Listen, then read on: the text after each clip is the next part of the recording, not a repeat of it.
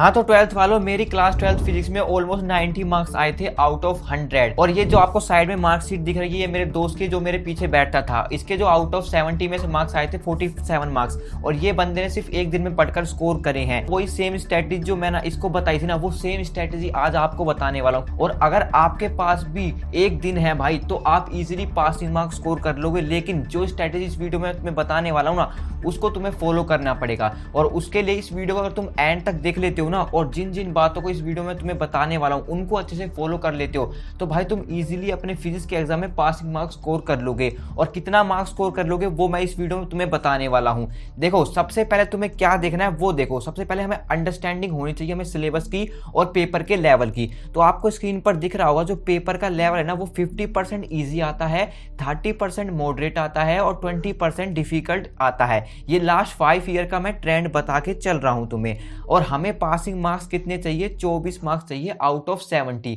लेकिन भाई अगर तुम इस वीडियो को देख लेते हो तो मैं भाई 30 मार्क्स तुम्हारे कंफर्म करवा दूंगा, अगर तुम इस वीडियो को एंड तक देखते हो। और वो कैसे होंगे वो सुनो अब ध्यान से। सबसे पहले हम सिलेबस पर नजर मारते हैं। अब तुम कहोगे भाई ये क्या रंग बिरंगा कर रखा है? तो भाई ये रंग बिरंगा का मतलब है, जो कलर पीले से हो रखा है ना, उसका मतलब है वो चैप्टर तुम्हारे डिफिकल्ट चैप्टर्स हैं। जो कलर रेड ग्रीन से हो रखा है उसका मतलब है वो चैप्टर आपके मॉडरेट हैं। और जो कलर ब्लू से हो रखा है उसका मतलब वो चैप्टर आपको इजी है, यानी इजी चैप्टर में कंसीडर कर रखे हैं। ठीक है, अब इनको कैसे करना है वो मैं तुम्हें बताता हूं। तो सबसे पहले तुम्हें क्या करना है, इन चैप्टर को कंप्लीट कर लेना है। सबसे पहला चैप्टर आएगा मैग्नेटिज्म। देखो, मूविंग चार्ज वाला चैप्टर अलग है और मैग्नेटिज्म वाला चैप्टर अलग है, जो कि आपका चैप्टर नंबर 5 है। उसमें से बहुत ही कम पोर्शन आपके बोर्ड एग्जाम में आएगा, जो कि 3 से 4 मार्क्स का आएगा। तो उसको आपको कंफर्म कर लेना, अच्छे से पढ़ लेना है। ठीक है, उसके बाद ईएम वेव्स पढ़नी है आपको, 3 मार्क्स की आएगी। ठीक है, ईएम वेव्स कौन सा चैप्टर है? देखो यहाँ पे मैंने हाईलाइट कर रखा है, ये ईएम वेव्स है, इजी वाले चैप्टर्स में आ रहा है। ठीक है, तो ईएम वेव्स आपकी 3 मार्क्स की आएगी। अभी तुम्हें टॉपिक भी बताने वाला हूँ कौन कौन से इनमें से चैप्टर में से पूछे जाते हैं। उसके बाद देखो, मॉडर्न फिजिक्स जो आएगी आपकी 12 मार्क्स की आएगी। और सेमीकंडक्टर, ये बहुत आसान चैप्टर है, थ्योरेटिकल चैप्टर है, 7 मार्क्स का आ रहा है। ठीक है, मॉडर्न फिजिक्स में कौन कौन से चैप्टर हैं आपके? एटम वाला चैप्टर आएगा, न्यूक्लियर वाला चैप्टर आएगा, ड्यूअल नेचर ऑफ रेडिएशन वाला आएगा। और ये आपके 3 चैप्टर आ रहे हैं, और ये 3 चैप्टर आपको 12 मार्क्स देकर जा रहे हैं। भाई मैं समझता हूं अब आसान नहीं है, बस मैंने बोल दिया ये 3 चैप्टर आ रहे हैं, 3 चैप्टर कर लो, 12 मार्क्स पक्के। तो इतना हलवा चीज होती तो यार मैं तुम्हें नहीं बताता। लेकिन तरीका भी मैं तुम्हें बताने वाला हूं कि आसानी से तुम कैसे 12 मार्क्स कवर कर सकते हो। लेकिन इस वीडियो को एंड तक देखो, तभी तुम्हें समझ में आएगा। तो आप सुनो ध्यान से। मॉडर्न फिजिक्स जो आ रही है हमारी 12 मार्क्स कवर करिए, सेमीकंडक्टर हमारा 7 मार्क्स का कवर कर रहा है। अब तुम इसे टोटल कैलकुलेट करोगे तो भाई ये तुम्हारे 23 से 24 मार्क्स बन गए। ठीक है, 24 मार्क्स बन गए। अब देखो, हलवा चीज बताने को तो यार ये देख 23 से 24 मार्क्स बन गए हैं, तुम इनको करके चले जाओ, तुम पास हो जाओगे। तो यार ये सारी चीजें लोग बता रहे हैं, लेकिन तुम्हें ऐसी गलती भूल कर भी नहीं करनी है। अगर तुमने ये मिस्टेक कर दी ना, तो भाई तुम्हारी कंपार्टमेंट लगना तय है। तुम्हें ये मिस्टेक बिल्कुल भी नहीं करनी है। तो क्या करना है भाई वो बता। देखो, ये चैप्टर तो तुम्हें करने ही करने हैं। ठीक है, सेमीकंडक्टर में से तुम्हें क्या पढ़ना है वो भी मैं तुम्हें बताऊंगा। मॉडर्न फिजिक्स में से तुम्हें डीप टॉपिक कौन कौन से होते हैं, जिनमें से कंफर्म ही आते हैं, वो भी मैं तुम्हें बताने वाला हूँ। लेकिन ईएम वेव्स में से तो आपको देखो वो पढ़ना है, वेवलेंथ और फ्रीक्वेंसी की जो वैल्यू है अलग अलग लाइट के लिए, विजिबल लाइट के लिए, इंफ्रारेड के लिए, रेडियो वेव्स के लिए, अलग अलग वेव्स के लिए जो उनकी फ्रीक्वेंसी और वेवलेंथ है ना, उनमें से आपका सवाल आएगा। ठीक है, ये तो कंफर्म है। इसको पूरा चैप्टर पढ़ने की कोई जरूरत नहीं, सिर्फ वही टॉपिक आपको पढ़ना है। ठीक है, अब थोड़ा सा और नीचे चलते हैं हम। अदर चैप्टर्स के लिए तुम्हें क्या करना है, फॉलो करना है 80-20 रूल। अब देखो, ऐसा तो नहीं है तुमने स्कूल अटेंड नहीं किया होगा, स्कूल तो गए होगे, तुमने क्लास में थोड़ा बहुत देखा भी होगा। जो आपके फर्स्ट चैप्टर्स हैं, देखो ये जो आपके फर्स्ट चैप्टर आपको दिख रहे हैं, electric charge and field, electric potential and capacitance और करंट इलेक्ट्रिसिटी, ये जो चैप्टर दिख रहे हैं ना, इनमें से भाई जो क्वेश्चन आते हैं वो घुमा फिरा कर आते हैं, डायरेक्ट क्वेश्चन नहीं आते। तुम्हें आते हुए भी क्वेश्चन तुम समझ नहीं पाते, इसलिए इसको मैंने डिफिकल्ट वाली कैटेगरी में रखा है। वाकई में है भी डिफिकल्ट, पॉसिबल नहीं होगा कि तुम सारे के सारे चैप्टर कंप्लीट कर पाओ। और ऑब्वियस सी बात है भाई, जब पूरे साल में नहीं कर पाए तो एक दिन में कैसे कर पाओगे? तो तुम्हें सिंपली क्या करना है, वो जो मैं बता रहा हूँ, इलेक्ट्रिक चार्ज वाला फील्ड में जो चैप्टर्स है ना, उसको तो तुमने न जाने कितनी बार पढ़ लिया हो, तुम्हारे हाफ ईयर में आया, यूटी में आया, तो उसको तो तुम्हें अच्छे से करके ही जाना है। ठीक है, तुम है ना यहाँ पर इलेक्ट्रिसिटी वाले को छोड़ सकते हो अगर तुम छोड़ना चाहो तो। लेकिन अगर तुम्हारा कंसेप्ट इसके अच्छे हैं तो तुम कर लेना, लेकिन मैं सजेस्ट करूंगा तुम इसको छोड़ के चले जाना। ठीक है, इलेक्ट्रिक फील्ड चार्ज में आपके गॉस लॉ पे एक सवाल डेफिनेटली मिलेगा, 3 डेरिवेशन है उसकी एप्लीकेशन वाला। जहां तक मेरे को चांसेस लगते हैं, वो जो आपकी एप्लीकेशन आएगी वो 3rd वाली एप्लीकेशन आएगी, सेल वाली, स्पेरिकल सेल वाली, इनसाइड और आउटसाइड निकालने वाली फील्ड। तो उस वाली एप्लीकेशन को आपको जरूर देख के जाना है। इलेक्ट्रोस्टैटिक पोटेंशियल कैपेसिटेंस में जो न्यूमेरिकल आने के पूरे पूरे चांसेस हैं आपके, तो एनसीईआरटी जो सोल्ड न्यूमेरिकल है वो आपको देखने हैं। इलेक्ट्रिसिटी को मैं सजेस्ट नहीं करूंगा क्योंकि तुम कंप्लीट चैप्टर करो, क्योंकि ये चैप्टर बहुत बड़ा है। अब देखो स्ट्रेटेजी क्या फॉलो करनी है वो मैं तुम्हें बताता हूँ। अभी हमने नीचे बात कर ली फॉलो 80-20 रूल। जिस चैप्टर में आपको लगता है कि भाई हाँ ये थोड़ा बहुत मेरे को आता है, इसको मैं कवर कर लूंगा, तो उस चैप्टर को आपके ना 80-20 रूल देख के जाना। तो 80-20 को फॉलो करने के लिए आपको क्या करना पड़ेगा, चैप्टर वाइज इंपोर्टेंट टॉपिक्स देखने पड़ेंगे। ठीक है, अब chapter wise important topics and movement पर कहां मिलेंगे भैया, तो आपको ये स्क्रीन पर जो वीडियो दिख रही है ना, इसकी लिंक मैं डिस्क्रिप्शन में डाल दूंगा। इस वीडियो के अंदर मैंने पूरा चैप्टर्स, हर एक चैप्टर्स के इंपोर्टेंट टॉपिक्स बताए हुए हैं, तुम्हें सिर्फ यही पढ़ के जाने हैं। और अगर तुम वीडियो थोड़ी और एंड तक देख लोगे तो मैं इस वीडियो में ही कवर कर लूंगा, तुम्हें वो वीडियो देखने की भी जरूरत नहीं पड़ेगी।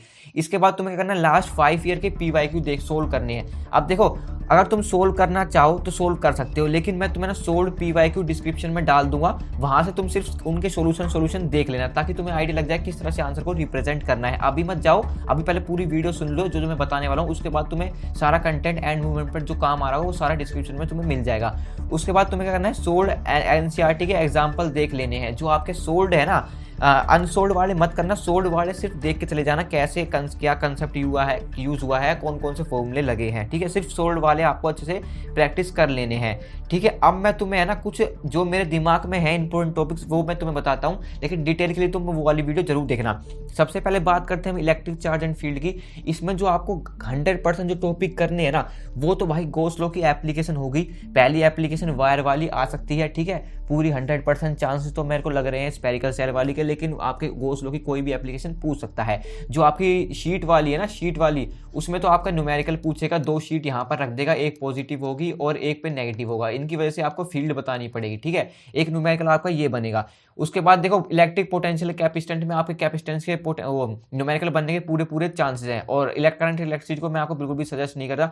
मूविंग चार्ज एंड मैग्नेटिज्म में आपके फॉर्मूला बेस्ड क्वेश्चन रहेंगे। ठीक है, न्यूमेरिकल आपके बनेंगे। मैग्नेटिज्म एंड मैटर बहुत छोटा चैप्टर है, इसको आपको अच्छे से कवर करना है। ठीक है, इलेक्ट्रोमैग्नेटिक इंडक्स में ईएमआई वाला, ठीक है, आपको सेल्फ इंडक्शन, म्यूचुअल इंडक्शन, इसको अच्छे से पढ़ना पड़ेगा। ठीक है, सेल्फ इंडक्शन आपको जरूर पढ़ के जाना है। अल्टरनेटिंग करंट में जो सबसे ज्यादा इंपॉर्टेंट है ना, वो है भाई आपका एलसीआर सर्किट। इसमें जो रेजोनेंस की कंडीशन होती है ना, उसको आपको अच्छे से स्टडी करके जाना है, उसके बेस पर ही आपका क्वेश्चन बन रहा होगा।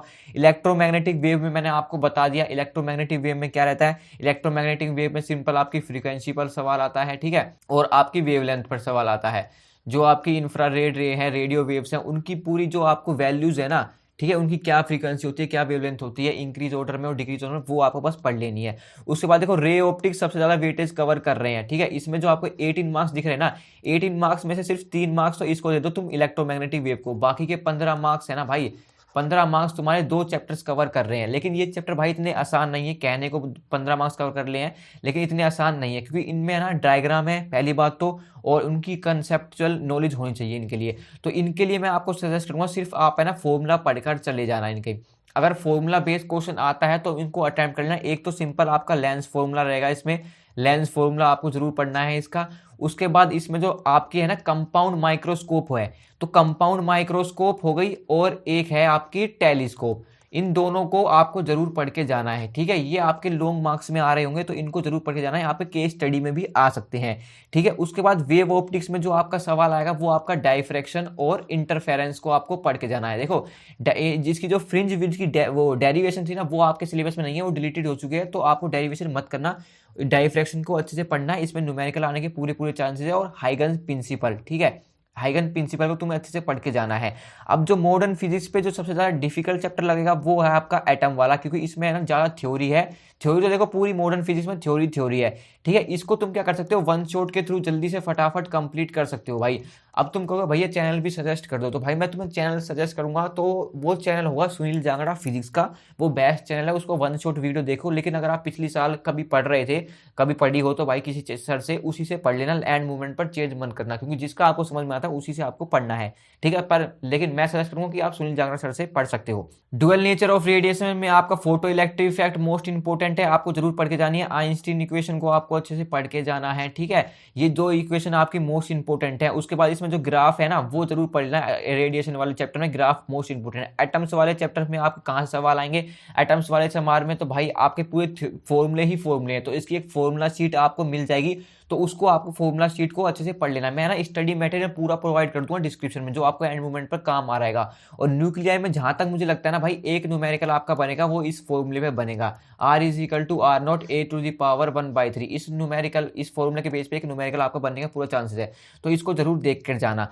अब सेमीकंडक्टर बचता है भैया। सेमीकंडक्टर में आपका क्या रहेगा, पी टाइप और एन टाइप से अब बेसिक अगर आपको पता है तो पी टाइप और एन टाइप आपको अच्छे से पढ़ना है, ठीक है। इसके अंदर हाफ वेव रेक्टिफायर और फुल वेव रेक्टिफायर है, उसको तो अच्छे से स्टडी करके जाना, ठीक है।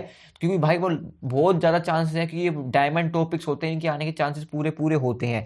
तो आप, अब मैं पूरा ना समराइज कर देता हूँ, आप कंफ्यूज हो गए होंगे आपको क्या क्या करना है। देखो, आपको सिर्फ है ना 30 मार्क्स कन्फर्म करने हैं, तो आपको सिंपल क्या करना है, जो मैंने ये यहाँ पर बताए हैं ये तो आपको कंप्लीट करने ही करने हैं, ठीक है। ये तो आपको कंप्लीट करने ही करने हैं, और इसमें जो आपको 3 से 4 चैप्टर आपको सेलेक्ट कर लेना है, उनको आपके सिर्फ इंपॉर्टेंट टॉपिक्स आपको पढ़ के चले जाने हैं। सबसे पहले तो भाई इसको तो बिल्कुल मत छोड़ना, जो आपका इलेक्ट्रिक चार्ज एंड फील्ड है इसको बिल्कुल मत छोड़ना, इसको तो आपको करना ही करना है, ठीक है। बाकी आप सेलेक्ट कर लेना कि आपके हिसाब से कौन सा आपको कन्वीनियंट लग रहा है कि हाँ भाई थोड़ा बहुत चैप्टर ये मैंने पढ़ा है, इसको मैं थोड़ा बहुत कर लूँगा तो ये मेरा कवर हो जाएगा, तो आप अपने अकॉर्डिंग कर लेना। लेकिन ये जो आप मैंने ब्लू ब्लू में कर रहे हैं ना, वो तो आपको कंप्लीट करने ही करने हैं, तो उनको तो आपको बिल्कुल भी नहीं छोड़ना है। और चैप्टर वाइज की वीडियो आपको जरूर देख के जानी है, ठीक है। लिंक डिस्क्रिप्शन में डाल दूंगा। लास्ट 5 ईयर के आपको पूरी ड्राइव पे फोल्डर मैंने अपलोड कर दिया, उसमें सारा इंपॉर्टेंट होगा, वो 5 ईयर के PYQ आपको देख के चले जाने हैं। और वन शॉट के लिए सुनील जांगड़ा सर को फॉलो कर सकते हो आप, वो आपकी इस समय पर काफ़ी हेल्प कर रहे होंगे। तो अगर तुम इतना फॉलो कर लेते हो तो भाई तुम्हारे 30 मार्क्स तो यहाँ पर कंफर्म हो गए। अब तो जो तुम्हारे MCQs में आएंगे ना भाई, कम से कम आपके कितने MCQs आएंगे, 12 MCQs आएंगे और 4 आपके असर्शन रीजन आएंगे, ठीक है। तो 12 MCQs में अगर तुम तुक्का भी मार के चलोगे तो कम से कम भाई, कम से कम मान के चल रहा हूँ, कम से कम आपके 6 तो कम होंगे, 6 तो सही होंगे। और 6 मान लो तुमने तुक्का मार दिया, एक भाई क्लास में यार होता ही है, MCQs में तो पूछ लेते हैं भाई पहले का क्या है, दूसरे का क्या है, तीसरे का क्या है, तो ये तो तुक्का लग जाता है इतना, तो ठीक है MCQs में चल जाता है। तो ऑलमोस्ट आपके 6 to है ना 8 क्वेश्चन आपके सही हो जाएंगे MCQs में। तो यहाँ पर तुम भाई बहुत आसान है फिजिक्स में पास होना, तुम कहाँ डरे हुए हो, ठीक है। तो आप सीधी ना 30 से 35 मार्क्स यहाँ पर कंफर्म कर लोगे, जो जो बातें मैंने इस वीडियो में बताई है उसके अकॉर्डिंग चलते हो। तो देखो, अगर आपको ये वीडियो समझ में आ गई है और जो जो बातें मैंने इसको बताई है, तो भाई वीडियो को तुम लाइक कर सकते हो, एक प्यारा सा कमेंट छोड़ सकते हो कि भाई तुम्हें ये वीडियो कैसी लगी, तुम्हें थोड़ा स्ट्रेस कम हुआ या नहीं। और भाई आपको मैं रिक्वेस्ट करूंगा, इस वीडियो को अपने उस दोस्त को शेयर कर देना जो आपसे भी ज़्यादा डरा हुआ है पास होने के लिए। क्योंकि यार एंड मूवमेंट पर कई बच्चे कहते हैं भैया ये एंड मूवमेंट पर वीडियो मिली, हम भी पास हो जाते, तो भाई उनकी भी हेल्प हो जाएगी। तो इस वीडियो को आप उनको जरूर शेयर कर देना। तो आई होप आपको वीडियो हेल्पफुल लगी होगी। ऐसे हेल्पफुल और मोटिवेशन कंटेंट के लिए आप इस चैनल को सब्सक्राइब कर सकते हो। तो see you in the next video, तब तक के लिए गुड बाय।